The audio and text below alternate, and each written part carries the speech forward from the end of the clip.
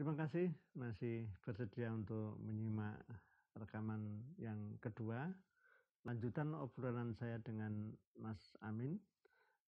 Kalau tadi dalam video yang pertama yang kita bicarakan adalah dinamika konteks yang pada akhirnya justru mengkerangkai, membentuk dan diformulasi sebagai kebijakan. Saya ingin nanti mengobrolkan dengan dia bagaimana substansi kebijakan itu berkontestasi satu sama lain dan kemudian kita pahami masing-masing yang terjadi. Nah, kebijakan dalam cara berpikirnya Mas Amin Tohari itu digerakkan oleh wacana, bukan digerakkan oleh dokumen legal formal. Dan praktek-praktek berwacana itu ya bergejala dari hari ke hari dan saling berkontestasi sehingga substansi kebijakan itu sebetulnya diperebutkan dari praktek berwacana, dan dari praktek berwacana itu justru subjek yang menjadi pelaku kebijakan sebetulnya adalah objek dari perguliran wacana, dan apa yang dibayangkan dari luar sebagai solusi kebijakan sebetulnya ya tidak sepenuhnya solusi, atau sebaliknya yang dikatakan sebagai masalah juga tidak selalu masalah. Dan proses kebijakan bahkan oleh Mas Amin Tohari justru dibayangkan sebagai proses berfantasi, tetapi justru dengan fantasi itulah kemudian kita making sense terhadap realita, dan kemudian dinamika yang terjadi itu justru terasa sebagai sesuatu yang politikal. Mari kita simak wawancara atau obrolan saya dengan Mas Amin.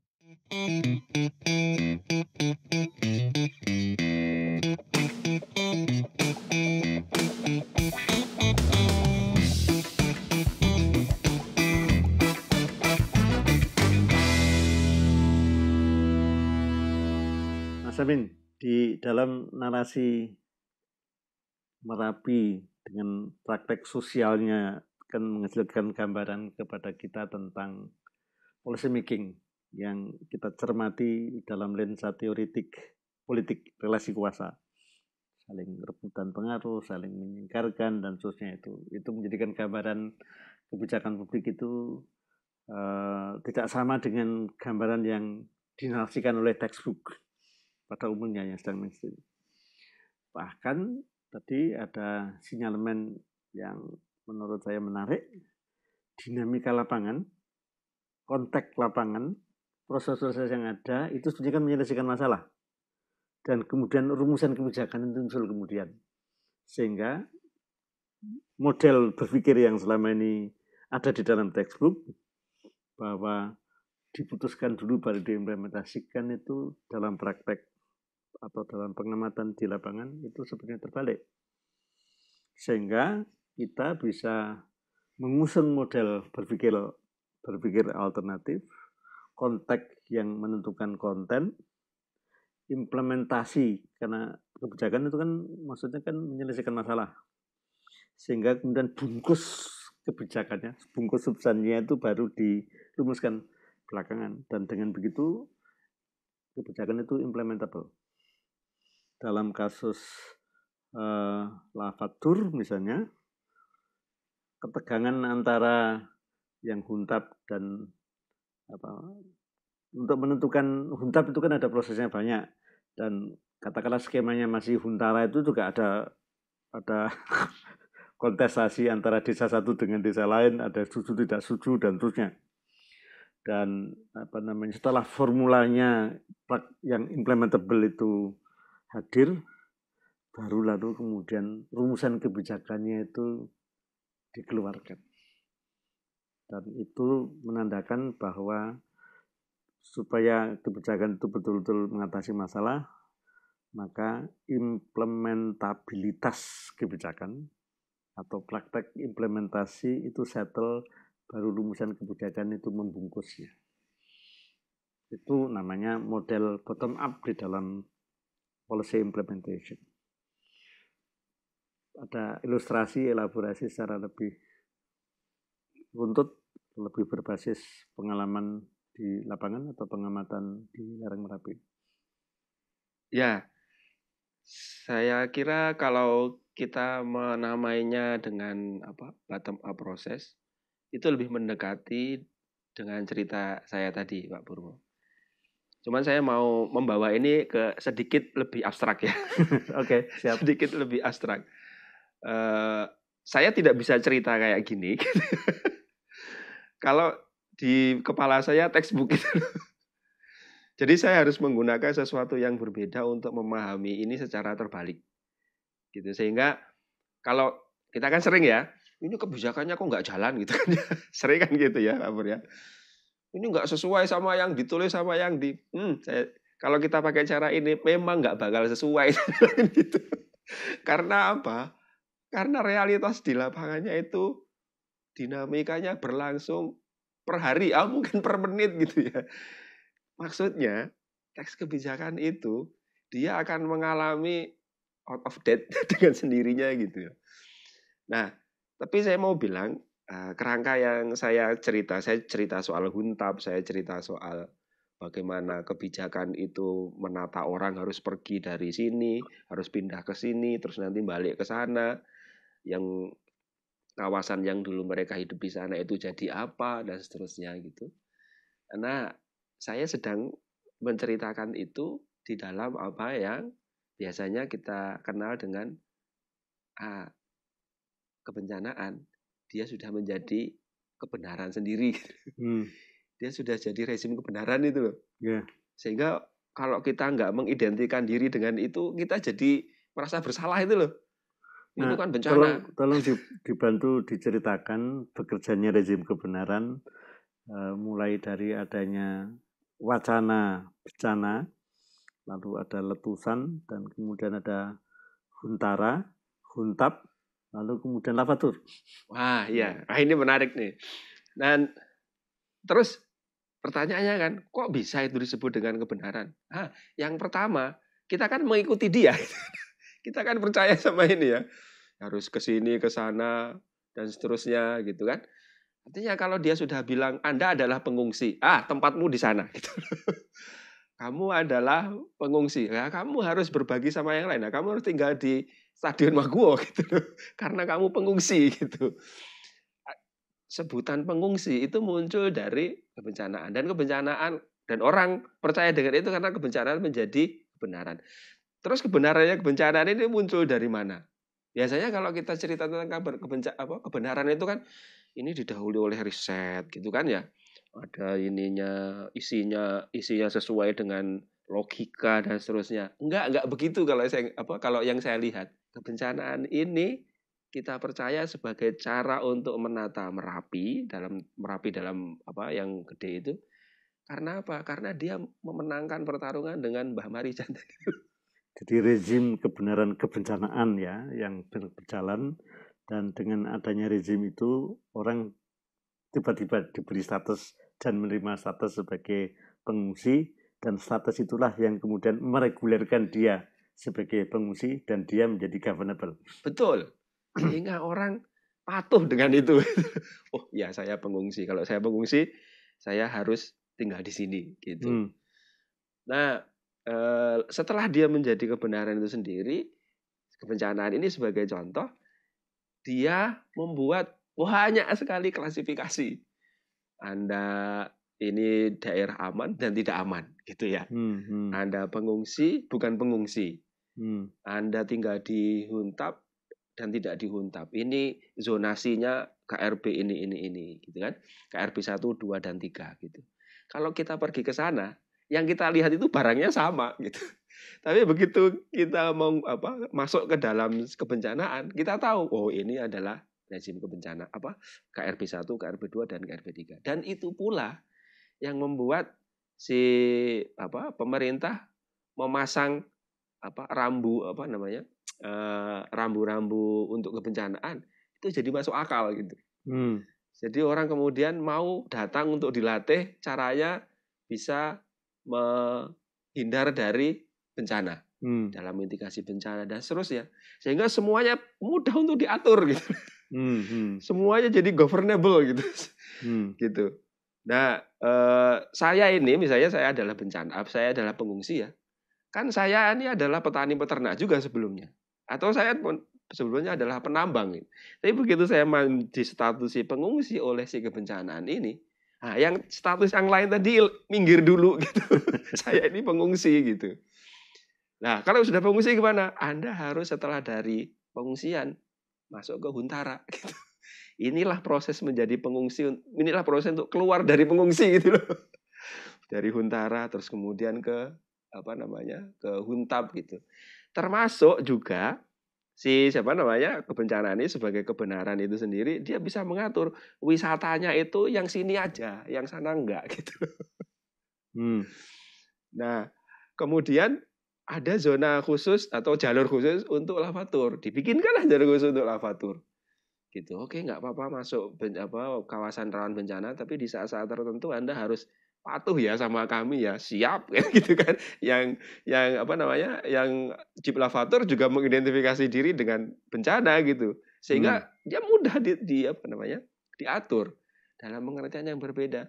Semua sudah ditundukkan sama bencana ini. Jadi dunia ini sudah dipilah jadi dunia kebencanaan dan bukan bencana.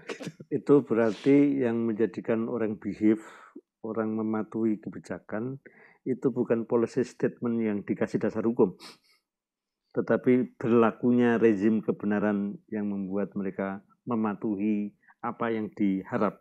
Iya, betul. Dan rezim kebenaran itulah yang menjadi referensi dari dasar hukum. Dasar hukum itu dibentuk oleh kebenaran dulu gitu. Kalau nggak mau rujuk ke sini, nggak bisa itu dasar hukumnya dibikin gitu. Ya. Kita bisa bikin kebijakan tentang kebencanaan karena lebih dulu kita memahami Merapi itu bencana.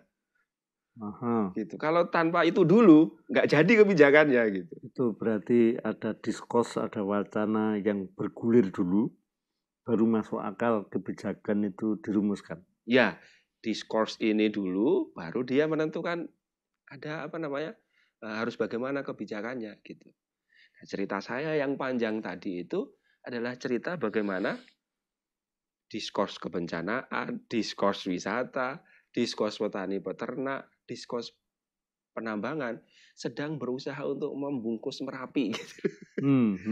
Gitulah. Merapinya sendiri, wallahu a'lam itu apa gitu kita nggak tahu gitu. Nah, sampai di sini saya sedang menceritakan ada satu konsep penting di dalam studi tentang diskurs yang namanya praktek artikulasi. Okay. Nah, praktek artikulasi itu ceritanya begini, mudahnya itu. Ini gelas ini dia akan tergantung artikulasi yang mengenainya apa. Gitu. Kalau di artikulasinya adalah take video, dia di sini jadi properti. karena emang nggak ada isinya buat minum.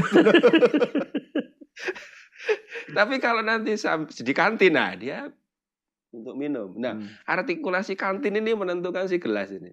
Sama artikulasi take video menentukan si gelas ini. Nanti kalau saya pulang, terus saya kasih tanah, saya kasih tanaman, dia jadi pot gitu. Nah, artikulasi pot ini yang menentukan si gelas ini gitu. Nah, saya membawa cerita sederhana itu untuk melihat si Merapi ini gitu. Begitu Merapi disentuh oleh kebencanaan, nah dia diatur dengan itu. Begitu dia disentuh oleh wisata semua pada retribusinya. Kita harus bayar tiket dan seterusnya gitu. Lalu kemudian kalau petani peternak ngarit cari rumput gitu ya, sapi gitu. Lalu ada kontestasi wacana yang menghasilkan hal yang baru. Ya, jadi kan wacana-wacana bergulir satu sama lain toh, saling desak-desakan, saling membatalkan. Tapi pada situasi bajak-membajak wacana. Jadi dalam narasi kebenaran rezim kebencanaan itu kan orang kalau statusnya pengungsi harus begini-begini. Dan kemudian orang ketika dalam status sebagai pengungsi harus ke huntara, ke huntap, dan di luar KRB. Dan justru yang berhasil dinegosiasikan atau diklaim sebagai orang yang dikasih identitas sebagai pengungsi itu, mereka justru berhasil mempertahankan kawasan yang rawan bencana itu menjadi lokasi kepariwisataan, dan risiko wisatawan, risikonya korban bencana itu justru menjadi pesonanya wisata. Jadi narasinya itu kan dibalik dari Merapi dengan lavanya yang membahayakan, yang dari awal disebut wedus gembel tapi kemudian diambil dikonversi menjadi risiko bencana, lalu kemudian dijinakkan lagi menjadi atraksi wisata, sehingga bunker itu bukan tempat yang penuh derita, tempat untuk foto-foto. Iya. Nah itu gimana kontestasi kebenaran, kontestasi makna dari situasi di lapangan. Karena di sini ada wacana yang berkontestasi dan akhirnya ketemu wacana yang tadinya nyeleweng tapi kemudian justru menjadi menarik dan justru mempesona, dan ini disebut sebagai solusi. Ya, nah ini menarik Pak Pur. Kita mungkin nanti akan ketemu bisa, atau dalam pengertian kita bisa membayangkan dengan cara berbeda yang disebut dengan solusi gitu. Yang kadang solusinya nggak solutif. Loh, itu solusinya. Itu solusinya. Maksudnya begini. Ketika kebencanaan itu dia memang berhasil pada waktu itu mengatasi krisis ketika kita semua harus menyingkir gitu. Tapi pasca erupsi 5-10 tahun pasca erupsi, kebencanaan nggak bisa mengatasi krisis. Dalam pengertian begini, dia nggak bisa menjamin hidupnya orang ini terus-menerus gitu. Yeah. Ada batasnya anggaran itu. Nah, mereka yang menjadi pengungsi tadi kan harus berpikir, mereka semua juga mengalami krisis. Kami sudah tidak lagi di tempat kami di rumah yang dulu, mau nyari rumput susah, mau nyari gimana caranya saya bisa menjadi ayah yang baik untuk anak-anak bisa nyekolahin, ibu-ibu juga begitu, bagaimana bisa menjadi ibu yang baik dengan punya rumah gitu. Nah, semua ini, krisis ini, itu tidak bisa dijawab oleh kebencanaan. Nah, terus yang menjawab siapa? Ada 3 kandidat ini yang menjawab ini krisis ini. Yang pertama, kandidat itu namanya Partai Pariwisata. Yang kedua, Partai Tambang. Gitu. Yang ketiga, Partai Petani Peternak. Gitu. Nah, sekarang kalau kita pergi ke sana, terus kita tanya, Bu, kerjanya apa? Ya 3 ini. Kalau tidak nyenggrong gitu, pergi ke sungai ngambil pasir, petani peternak. Atau jadi sopir jeep di lavatur gitu. Nah, 3 ini yang kemudian bertarung gitu, untuk membuat si pengungsi tadi keluar dari pengungsi. Begitu dia menjadi jeep lavatur, nah dia bukan pengungsi lagi, dia adalah pelaku wisata dengan pakai jeep gitu. Dan dia harus mengatakan bunker itu bukan untuk penyelamatan, tempat foto-foto. Begitu. Nah, terus yang petani peternak bagaimana? Sama gitu. Nggak boleh ke atas ya. Ya yang di atas itu cuma untuk kandang. Kita nggak bikin permanen. Tapi lama-lama permanen. Lama-lama permanen gitu. Terus si pemerintahnya akhirnya dari yang dulunya nggak boleh sama sekali, kemudian berubah. Kalau untuk aktivitas ekonomi boleh. Yang penting nggak bikin yang permanen. Nah, lalu kemudian datanglah investor dari luar bikin namanya The Lost World Castle itu besar sekali dan permanen. Nah, ini gimana gitu? Wong ini aja boleh kok kami nggak boleh. Nah, mereka mulai naik ke atas. Nah, lalu kemudian kebencanaan mulai dilawan balik oleh tadi 3 partai tadi. Oke, saya ingin mengkaitkan dengan wacana yang sudah dibakukan oleh textbook bahwa kebijakan itu tertib sektor, tertib orang yang memiliki otoritas yang mengaturnya. Tapi di dalam prakteknya di lapangan itu ketika kita lihat praktek sosialnya, sosial praktisnya, itu kan tidak pernah jelas batasnya. Ya. Dan di ruang dan waktu yang sama itu kemudian ada proses yang sangat politis, tetapi ujung-ujungnya adalah narasi wacana. Jadi narasi tadi yang kamu silakan dengan partai tambang, partai wisata, partai ternak sapi, petani peternak dan seterusnya itu. Ini yang tadinya dibayangkan sebagai urusan aktor, ini sebenarnya urusan wacana. Jadi ini gimana menjelaskan kalau selama ini membayangkan kebijakan itu sebagai tindakan aktor, enggak, ini atau ulahnya wacana itu. Jadi dari cerita panjang ini, yang saya mau katakan yang pertama adalah kita lihat bahwa semua itu, jadi bencana, terus kemudian tambang, wisata dan seterusnya, itu bukan diproduksi oleh aktor. Tapi aktor diproduksi oleh si ini tadi, oleh wacananya ini loh. Begitu saya masuk ke kebencanaan, kan saya harus bertindak dengan cara tertentu.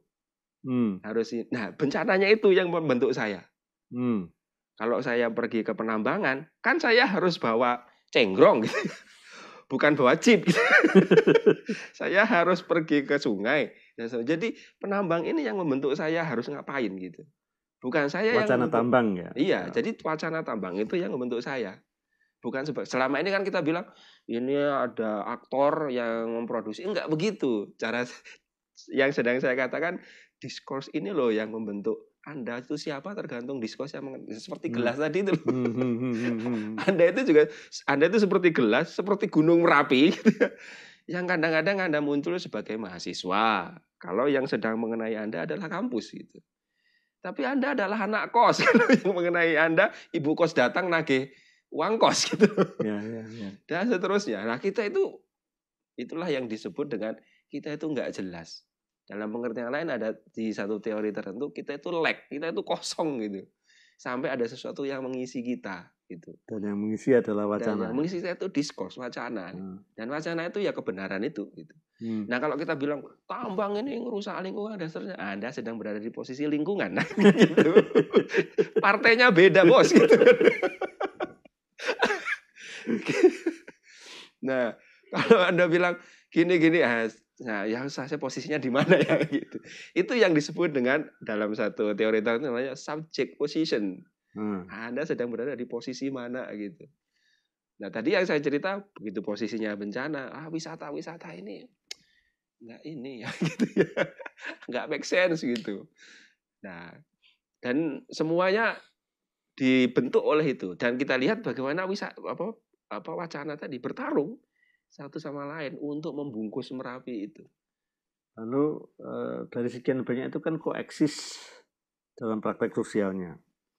Dan kemudian yang bergelut, yang bertengkar, yang berinteraksi, dan mungkin juga saling bersenyawa, itu adalah wacana. Nah, bagaimana kalau saya membayangkan diri sebagai the governing body gitu, katakanlah saya menjadi bupati dan kemudian harus menyikapi realita di lapangan atau wacana simpang siur seperti yang sliver, sebagian membuat masalah dalam pahamannya saya sebagai governor atau regulator, di sisi lain juga memberikan solusi. Lalu gimana? Masalah dan solusi itu ada apa tidak? Nah nanti saya kasih contoh yang lavatur dengan dinas pariwisata yang di depan tadi itu. Ini kalau dikasih izin berarti saya melegalkan kegiatan pariwisata masif di lokasi rawan bencana. Nggak boleh. Nah, gitu kan. Tapi kalau tidak dikasih izin, ya mereka jadi ilegal dong. Nah, kalau mereka ilegal, berarti nggak boleh narik retribusi. Padahal ada tarikan retribusi gitu kan. Terus gimana? Nah, terus dicek ininya kan ini jeep tua. Kadang-kadang suratnya juga sudah tidak ada. Nah, untuk bisa mendapatkan izin kan itu semua harus legal. Nah, kalau ini gimana nih? Nah, namanya wisata dengan tour yang dengan jeep ini kan adventure gitu ya. Nah, adventure itu kan menabrak banyak hal gitu. Tapi ini kan mau diatur. Nah, yang aturan yang sudah ada, diskurs yang sudah ada tentang aturan pariwisata ini harus dilihat ulang gitu. Nah, diskursnya itu kan dipengaruhi sama diskurs pariwisata tentang lavatur ini, yang kemudian dia mengubah diskurs yang ada di sini supaya dia bisa menggovern gitu. Nah, diskurs ini yang membuat si pengambil kebijakan berpikir gitu, bukan dia berpikir enggak. Diskursnya pertarungan antara lavatur dengan bencana itu yang membuat Dinas Pariwisata jadi berpikir gimana cara diskurs apa yang bisa menggovern ini gitu. Ini ada cara untuk mengabstraksikan atau menteorisasikan yang terbalik dengan yang selama ini kita baca dari buku. Ada apa yang disebut sebagai masalah dibayangkan, diketahui oleh analis kebijakan yang kemudian menghasilkan rumusan kebijakan, lalu diregulasi. Ada regulasinya, ada formula regulasi diimplementasikan.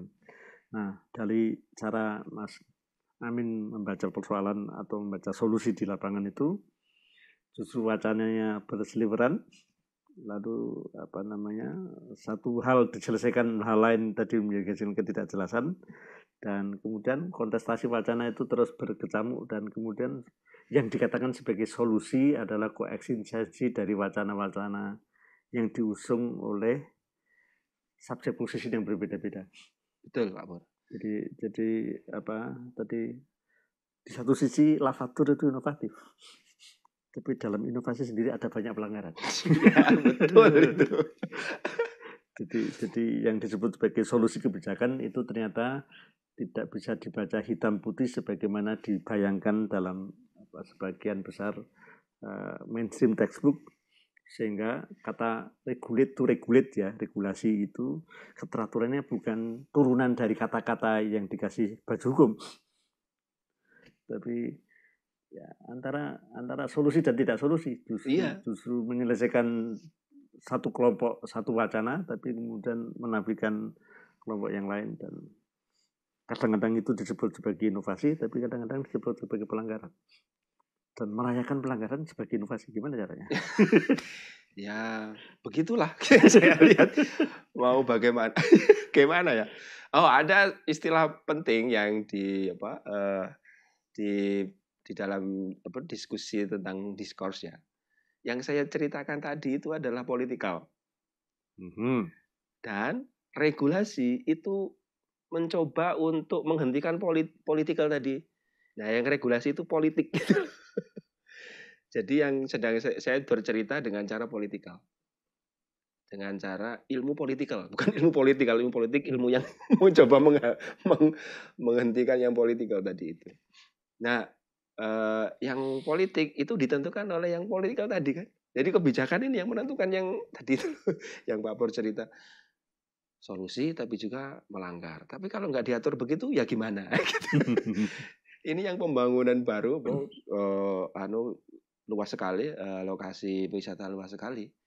Itu secara KRP sudah melanggar.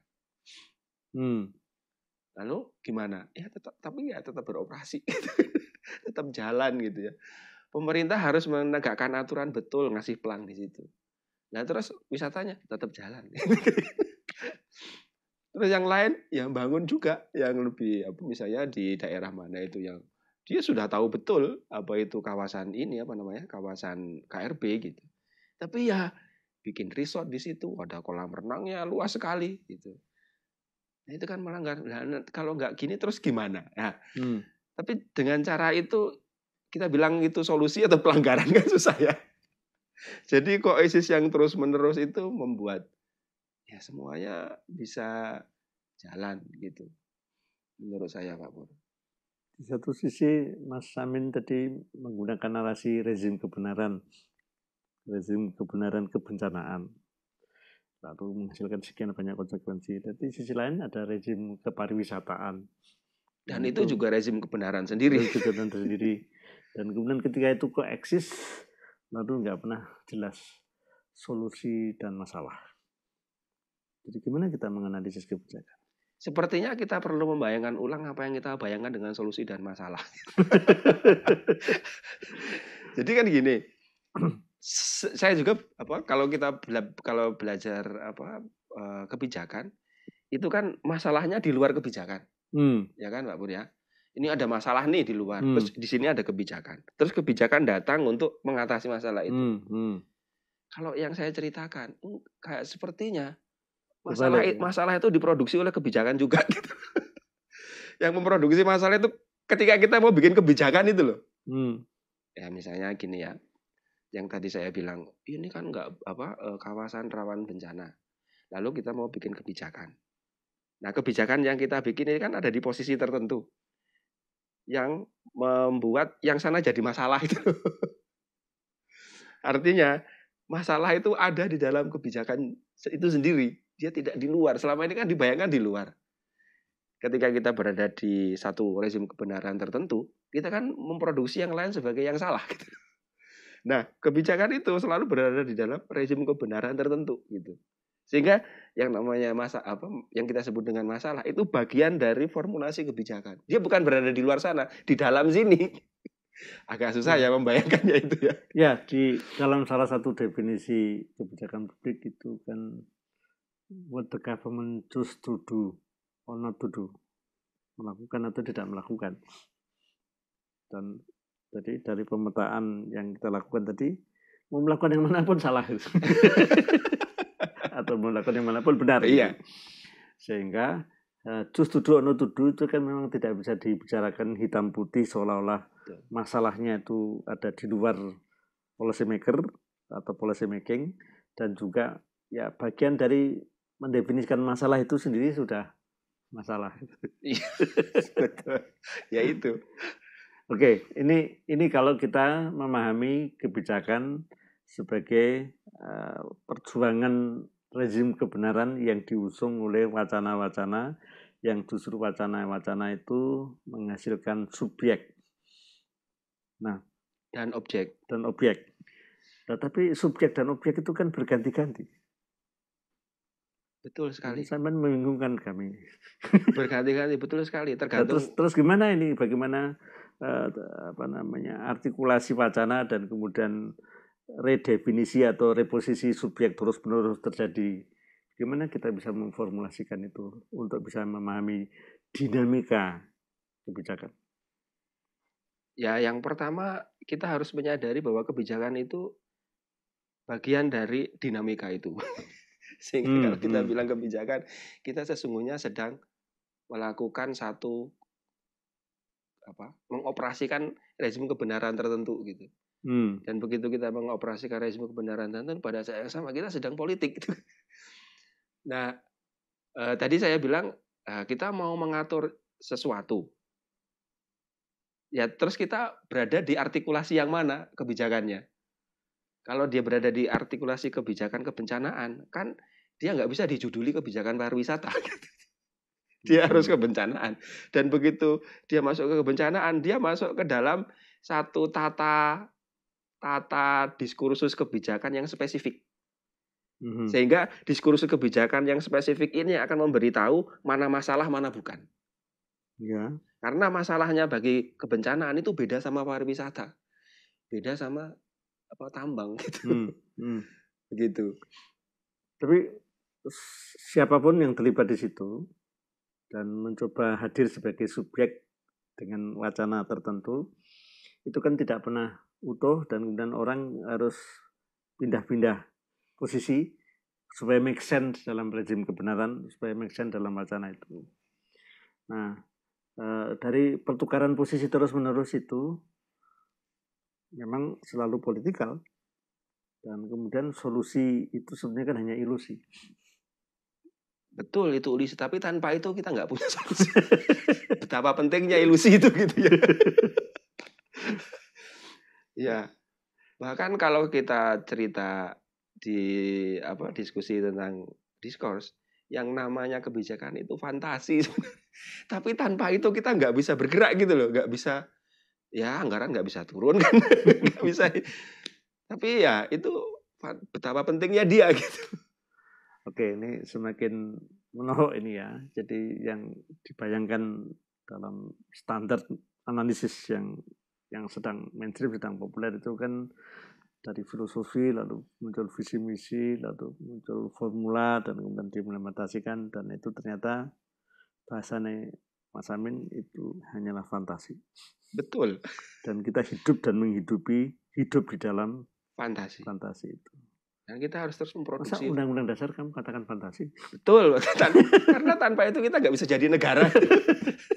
Itu fantasi kita semua gitu. Betapa pentingnya fantasi itu gitu. Kalau kita nggak punya fantasi, nggak mungkin kita jadi Indonesia ini. Oke, saya harus konkretkan ini ya.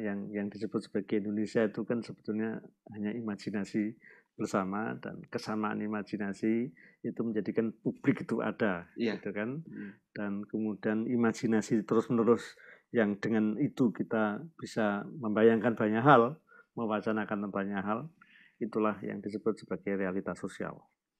Realita yang dilahirkan dari proses berwacana. Oleh karena itu jangan sepelekan wacana, dan nggak usah malu-malu punya fantasi bersama, namanya memiliki Indonesia, memiliki negara, memiliki publik. Kira-kira itu yang mau sampaikan. Betul, saya ingin bilang ya kita setiap hari kita harus berpindah fantasi. Kalau nggak berpindah fantasi kita nggak dinamis gitu. Nah, soal fantasi dan narasi yang fantasmatik itu adalah semacam kerangka berpikir teorinya orang poststrukturalis ya. Dan kalau kita menelaah kebijakan dengan kerangka berpikir poststrukturalisme, lalu hal yang kita katakan pasti ternyata tidak pasti. Dan oleh karena itu hal-hal yang kita katakan sebagai solusi ya bisa jadi juga tidak solusi, karena ada perspektif yang hadir bersama-sama. Nah, yang saya ingin garis bawahi di dalam diskusi ini adalah bahwa kebijakan itu punya wajah, punya dimensi yang berbeda-beda, dan selama ini kita membayangkan dimensi itu bisa tunggal, bisa disatukan atas nama otoritas tunggal. Ya, dan otoritasnya itu kan otoritas orang yang menang pemilu, namanya DPR yang membuat undang-undang, atau orang yang menang pilpres namanya presiden, menang pilkada dan seterusnya. Sehingga ada ilusi juga bahwa proses policy making itu sesuatu yang sangat konkret, sangat spesifik. Padahal ini kan sebetulnya ya hanya narasi-narasi imajiner yang menjadikan kita bisa berempati kepada yang lain, tapi pada saat yang sama kehilangan diri sendiri. Sehingga fantasi dan proses-proses berwacana yang fantasmatik itu justru menggerakkan dinamika, sehingga jadi alam itu justru, atau realita itu sebenarnya kosong. Ya, tergantung fantasi mana yang kita gunakan untuk melihatnya. Oke, teman-teman, ini obrolan tentang fenomena kebijakan publik yang kalau kita tilik dari cara berpikir post strukturalis, dan dalam proses ini ada berbagai hal yang kita asumsikan settle, ternyata tidak sepenuhnya settle, karena yang kita asumsikan sebagai masalah itu sebenarnya kan masalah dari dimensi tertentu, dan kalau dimensinya lengkap ya yang kita katakan masalah itu solusi bagi yang lain, atau sebaliknya yang kita katakan solusi itu masalah yang lain. Lalu problemnya adalah yang disebut sebagai kebijakan publik itu meniscayakan, atau niscaya sifatnya multidimensional, dan karena publik itu dipahami oleh ilmu tertentu, diusung dengan narasi teoretik tertentu, lalu kemudian pemotretan publik itu nggak pernah sempurna. Tapi itulah realita yang kita hadapi.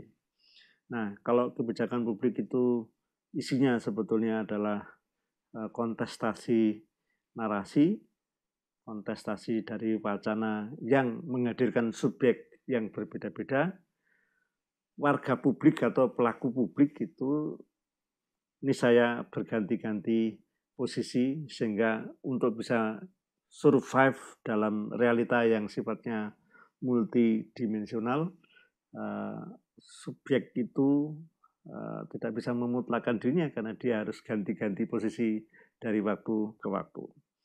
Lalu pretensi untuk mengatasi masalah publik ya bisa dijustifikasi, tapi kebenarannya itu hanya masuk akal kalau kita mengacu pada rezim kebenaran tertentu. Sehingga dalam pemetaan dari kasus di sekitar Merapi tadi, ada rezim kebenaran kebencanaan dengan sekian banyak turunan-turunan atau keniscayaan-keniscayaan yang harus dipatuhi. Ada rezim kepariwisataan yang hadir di lokasi yang sama, di waktu yang sama. Lalu ada rezim keseharian orang lokal sebagai petani dan peternak yang juga koeksis.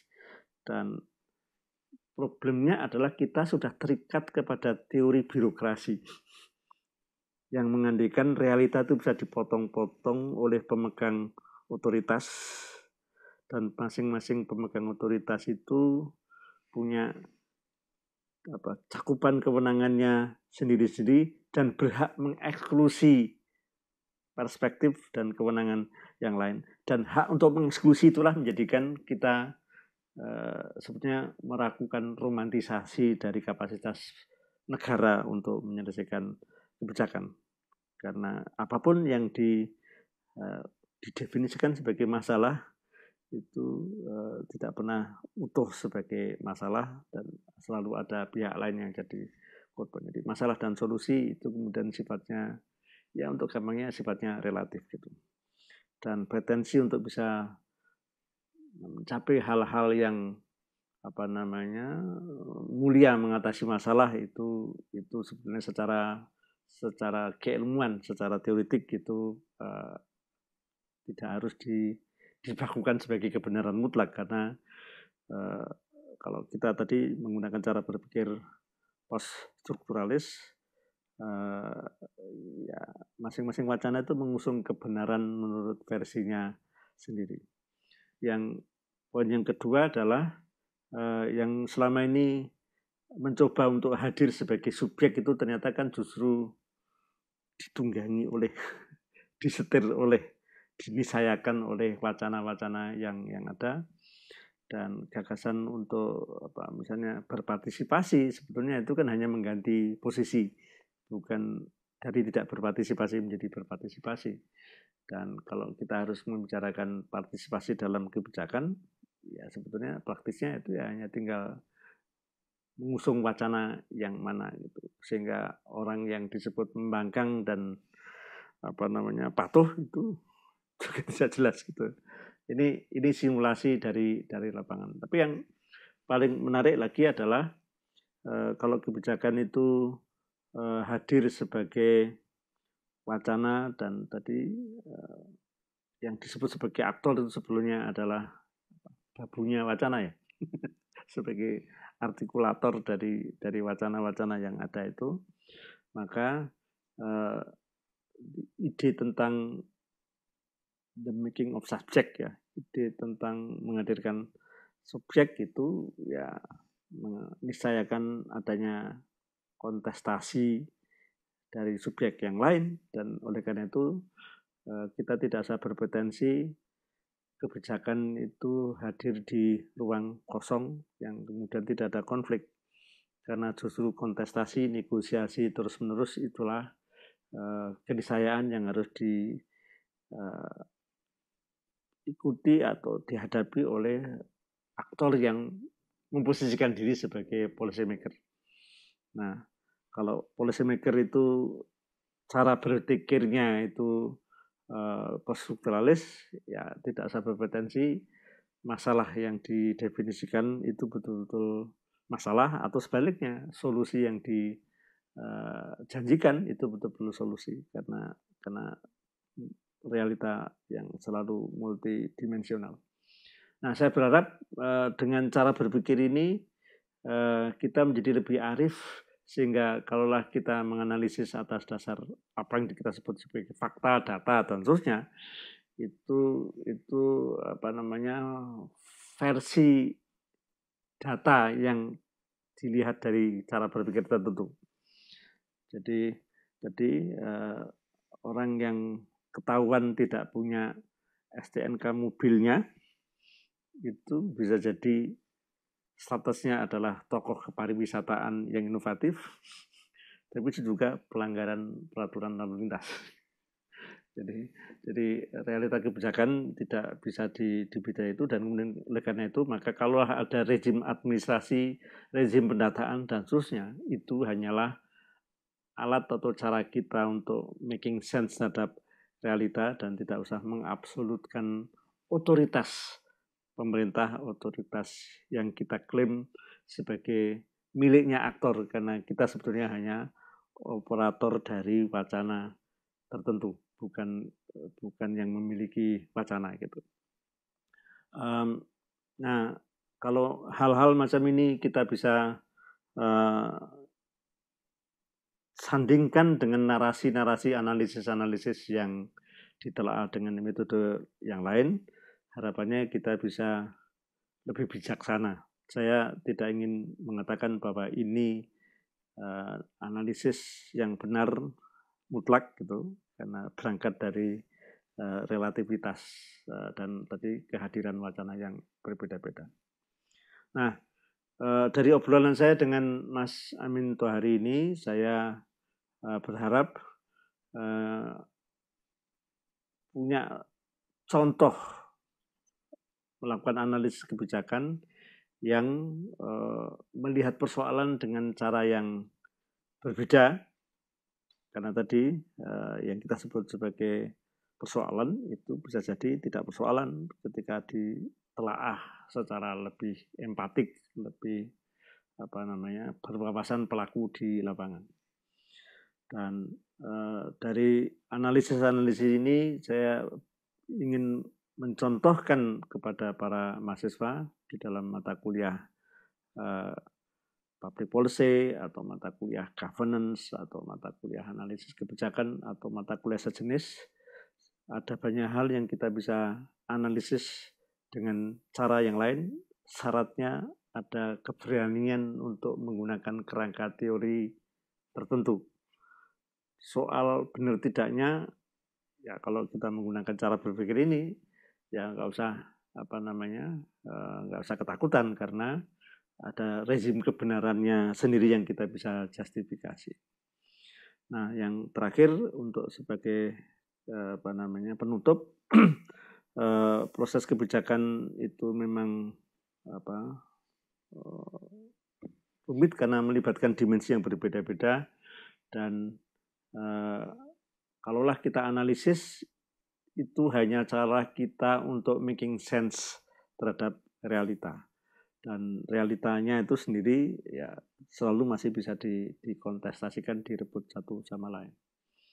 Nah, saya tahu ada cara berpikir yang lain, tetapi kalau masing-masing orang itu berlatih untuk membaca kebijakan publik dengan cara berpikirnya sendiri, akan tersedia tantangan atau konteks atau lokasi atau isu yang menarik. Dan saya ingin di kelas yang kita geluti ini ada sekian banyak usulan atau ide-ide untuk menganalisis kebijakan dengan cara tertentu. Saya sekali lagi tidak ingin memutlakkan, tapi ini adalah contoh kita membicarakan kebijakan publik dengan kesadaran teoritik tertentu, dan dari kesadaran teoritik itu kita bisa mendetilkan lagi dengan menganalisis dengan cara kita masing-masing. Nah, keanekaragaman cara menganalisis itulah yang menjadi misi dari penyediaan video ini, dan saya menunggu akan muncul inspirasi isu-isu baru yang tadinya tidak kita anggap isu. Kita ingin ada perspektif-perspektif baru, dan dengan begitu kita bisa lebih bijak melihat realita di lapangan. Tapi ada angan-angan saya dan Mas Amin dan teman-teman yang lain pengempu mata kuliah ini, supaya ide-ide yang kita hadapi di lapangan itu bisa kita analisis, bahkan ada keinginan untuk membuat kegiatan-kegiatan di lapangan termasuk di lereng Merapi supaya akumulasi pengetahuan, akumulasi hasil analisis, dan sharing pemahaman realita itu, lalu kemudian kita bisa gunakan untuk belajar lebih baik dari masyarakat. Dan justru nanti kalau kita membuat konten-konten yang menggunakan pengalaman masyarakat, cara berpikir masyarakat, justru kita bisa dipinterkan oleh masyarakat karena ketersediaan data yang kita miliki itu kan tergantung dari cara masyarakat, cara warga publik menghadirkan realita. Nah, dengan begini saya sekali lagi ingin mencontohkan cara memahami realita kebijakan publik, dan kemudian merangsang, mengajak para penonton, para pemirsa untuk mulai mensimulasikan ada teori, ada lensa berpikir, ada perspektif yang berbeda-beda, dan dari situ bisa muncul agenda-agenda untuk menganalisis lebih detail. Terima kasih atas perhatiannya. Mudah-mudahan kita bisa belajar lebih banyak di dalam episode berikutnya.